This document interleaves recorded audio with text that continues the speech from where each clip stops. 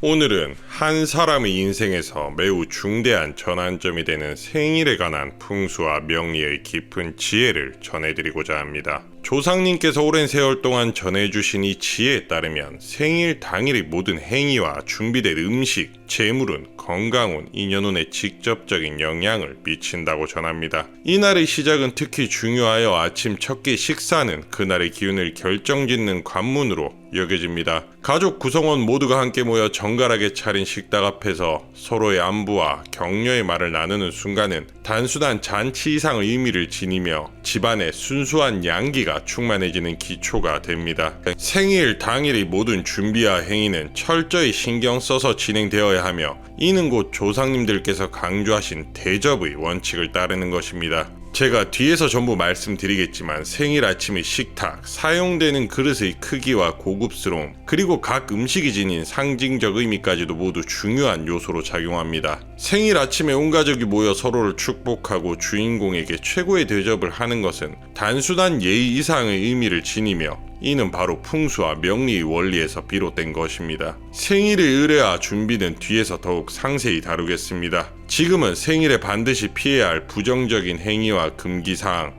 그리고 올바른 대접에 대해 말씀드리겠습니다. 먼저 생일 아침에 반드시 피하여야 할 대표적인 금기로는 찬밥과 차가운 음식이 있습니다. 찬밥이란 단순히 온도가 낮은 음식이 아니라 어제의 잔재와 같은 구식의 기운이 남아있는 것을 의미합니다. 풍수에서는 신선한 기운이 집안에 유입되어야 한다고 보는데 이미 냉각된 음식은 새로운 기운의 흐름을 방해하여 음기의 정체를 초래합니다. 이로 인해 한 사람의 인생에 부정적 영향을 미칠 뿐만 아니라 사주에 어울리지 않는 불운을 불러올 위험이 큽니다. 그러므로 반드시 생일 아침에는 갓 지은 오곡밥이나 찰밥과 같이 따뜻하고 정성이 담긴 음식을 준비해야 하며 이는 가족 모두가 함께 모여 대접받는 것이 필수적입니다. 더불어 생일 당일 혼자 식사를 하는 행위 역시 금기 중 하나입니다. 조상님들께서는 가정이라는 최소 공동체 내에서 서로 대접받고 존중받는 것이 기운의 순환에 있어 매우 중요하다고 가르치셨습니다. 만약 생일 주인공이 홀로 식탁에 앉게 된다면 이는 곧 대접받지 못함이라는 부정신호로 작용하여 자존감을 저하시킵니다. 가족 구성원들이 함께 모여 서로의 안부와 축하의 말을 나누며 진심 어린 정성을 다해 음식을 준비하는 것이야말로 올바른 행실입니다.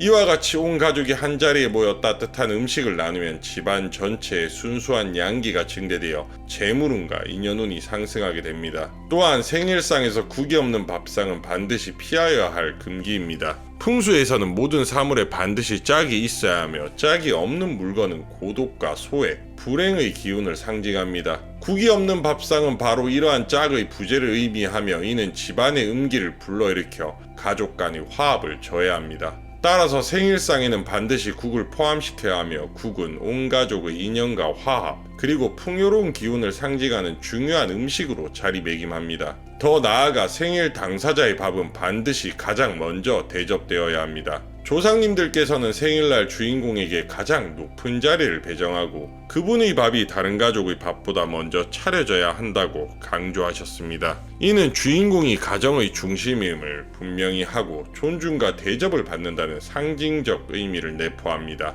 만약 주인공의 밥이 다른 가족 구성원보다 나중에 대접된다면 이는 그 사람에 대한 대접이 부족하다는 부정적 신호로 작용하여 전체 운세에 악영향을 미칠 수 있습니다. 그러므로 생일상에서는 반드시 주인공의 밥을 최우선으로 배치하고 그 후에 다른 가족의 식사가 순차적으로 이루어지도록 해야 합니다. 또한 생일 당일의 모든 준비는 정성과 신선함이 깃들어야 합니다. 풍수의 기본 원리 중 하나인 신선함을 유지하기 위해서는 전날 남은 음식이나 오래된 재료를 절대 사용해서는 안 됩니다. 이러한 음식들은 이미 음기의 기운을 포함하고 있어 생일이라는 귀한 날에 새로운 시작을 방해하는 원인이 됩니다. 따라서 매번 생일마다 반드시 새로이 준비한 재료로 음식을 차리고 각 음식에 담긴 상징적 의미를 되새기며 정성스럽게 조리하는 것이 필수적입니다. 또한 생일 당일에 행하는 의례와 행실은 단순히 음식을 준비하는 것에만 국한되지 않습니다. 가족 구성원 모두가 서로에게 따뜻한 말 한마디, 진심 어린 축하와 격려의 말을 건네며 정성을 다한 대접을 서로 나누는 것이 중요합니다.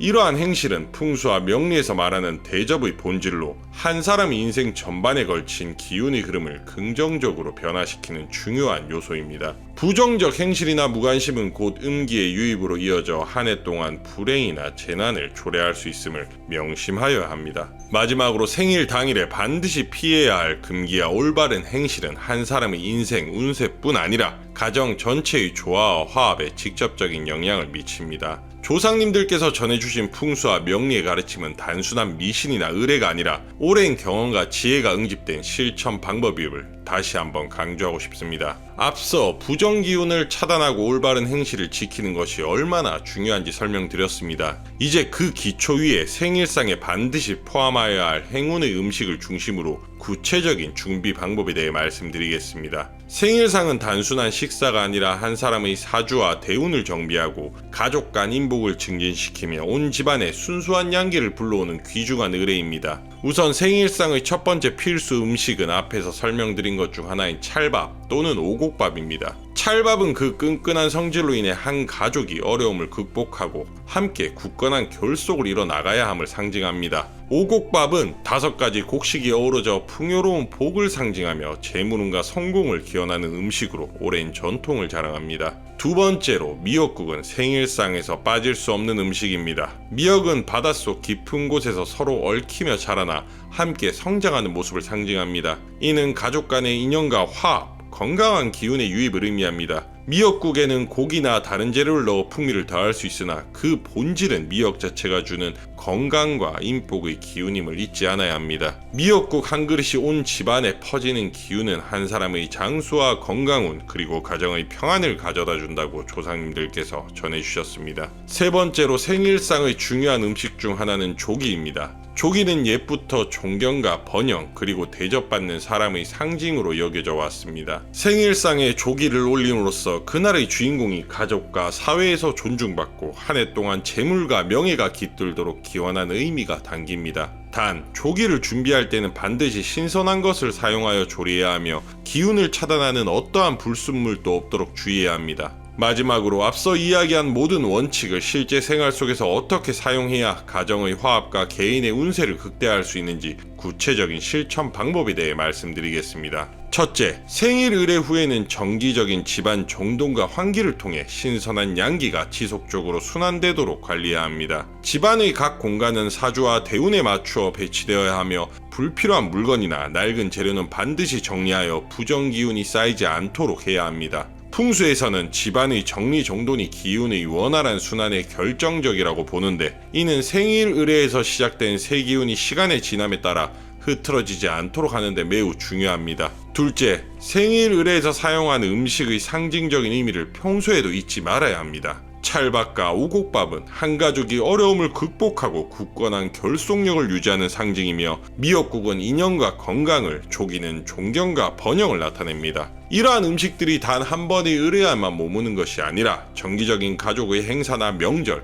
혹은 특별한 날마다 반복되어 그 상징성을 강화할 때 가정 전체의 기운이 더욱 안정되고 상승하게 됩니다. 셋째, 가족 구성원 간의 상호 존중과 사랑을 꾸준히 실천하는 것이 필요합니다. 생일 당일 주인공에게 가장 먼저 대접하는 행위와 같이 평소에도 서로에 대한 존중과 전성 어린 대접은 가정의 기운을 순수하게 유지하는 데 큰 역할을 합니다. 조상님들께서는 가정이란 서로를 돕고 응원하는 공동체임을 강조하셨으며 이를 통해 각 구성원의 자존감과 인연운이 지속적으로 강화된다고 전하셨습니다. 그러므로 가정 내에서 매일의 작은 대화, 격려, 따뜻한 한마디가 모여 큰 기운의 순환을 이루게 된다는 사실을 항상 기억하시기 바랍니다. 넷째, 생일 의례를 진행할 때 사용한 그릇과 식기류, 인테리어 소품 등도 주기적으로 점검하고 교체하는 것이 좋습니다. 풍수에서는 사용되는 물건에도 고유한 기운이 깃들어 있다고 보며 오랜 시간 사용된 물품은 그 자체로 음기의 잔재가 될 수 있습니다. 따라서 중요한 의례에 사용된 그릇이나 소품은 가능한 한 깨끗하고 새로운 것으로 유지하여 생일 의례에서 불러온 순수한 기운이 오염되지 않도록 해야 합니다. 다섯째, 가정의 기운을 지속적으로 상승시키기 위해서는 주기적인 풍수 점검과 명리 상담을 통해 현재의 기운 상태를 파악하고 필요한 개선 조치를 취하는 것이 필수적입니다. 가정마다 사주와 대운이 다르기 때문에 각 가정에 맞는 맞춤형 풍수 배치와 기운관리법을 전문가의 조언을 통해 꾸준히 관리하는 것이 바람직합니다. 이를 통해 가정 내에 흐르는 기운이 항상 균형을 이루며 예상치 못한 불운이나 부정적 영향을 미치지 않도록 예방할 수 있습니다. 마지막으로 생일 의례에서 시작된 긍정적 기운을 지속하기 위해서는 개인 스스로의 마음가짐과 생활 태도 또한 중요합니다. 풍수와 명리에서 기운은 단순한 외부 조건뿐만 아니라 개인의 내면적 태도와도 밀접하게 연결되어 있다고 보았습니다. 매일 아침 긍정적인 마음으로 하루를 시작하고 가정 내에서 서로의 존재를 인정하고 대접하는 습관을 기른다면 그 기운은 점차적으로 모든 영역에서 좋은 운세로 이어지게 됩니다. 이렇게 개인과 가정 그리고 사회 전반에 긍정적 기운이 퍼져나가면 한 해 내내 건강하고 번영하는 결과로 나타날 것입니다. 이와 같이 생일 의례를 통해 새롭게 정비한 기운은 한 번의 행사로 끝나는 것이 아니라 지속적인 관리와 실천을 통해 가정 전체의 운세와 행복을 좌우하는 중요한 밑거름이 됩니다. 제가 말한 원칙들을 명시하여 여러분의 가정이 항상 순수한 양기로 충만해지고 부정적 운기가 전혀 스며들지 않도록 철저히 관리하시길 바랍니다. 앞으로도 생일 의례를 비롯한 모든 가정 행사에서 조상님들의 풍수와 명리의 지혜를 잊지 않고 실천함으로써 여러분의 가정과 개인의 운세가 한층 더 상승하는 결과를 이루시길 진심으로 기원합니다. 구독과 좋아요를 누르시면 올바른 풍수 정보를 가장 먼저 받아보실 수 있으며 구독자분들을 위해서는 제가 항상 따로 복가덕을 위해 기원하고 서원하고 있습니다. 구독과 좋아요로 여러분들도 복덕을 실천하시면 좋겠습니다. 그리고 생일만큼이나 중요한 것이 있습니다. 바로 우리가 평소에 착용하는 반지입니다. 수상학은 명리와 풍수에서 굉장히 중요한 학문입니다. 제가 구독자님 분들을 위해 반지에 대한 풍수 또한 정리해 두었으니 구독자님들의 대운을 위해 꼭 시청하시길 바랍니다.